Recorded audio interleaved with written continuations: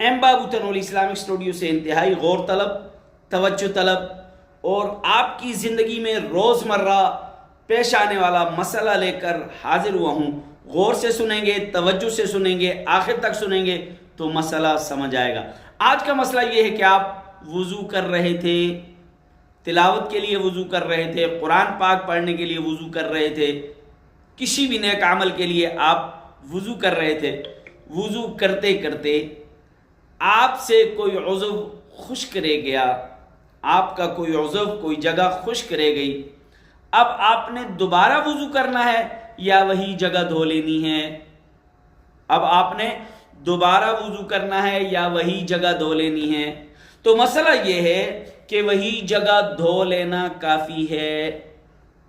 مسئلہ یہ ہے وہی جگہ دھو لینا کافی ہے، اور ایسا بھی نہیں ہے کہ آپ نے ہاتھ گیلا کر کے اوپر مار دیا۔ ہاتھ گیلا کر کے مارنے سے وضو کامل نہیں ہوگا، بلکہ اس جگہ کو دھونا، اسی جگہ کو، جو جگہ خشک رہ گئی ہے، ایڑیاں خشک رہ گئی ہیں، یہ کوہنی خشک رہ گئی ہے، کوئی بھی جگہ خشک رہ گئی ہے تو اس جگہ کو دھونا ضروری ہے، پورا وضو کرنا ضروری نہیں۔ امید ہے کہ آج کا یہ مسئلہ آپ کو تو سمجھ آ گیا ہوگا، لیکن اگر آپ چاہتے ہیں دوسروں کو سمجھانے کے لیے ویڈیو شیئر ضرور کریں۔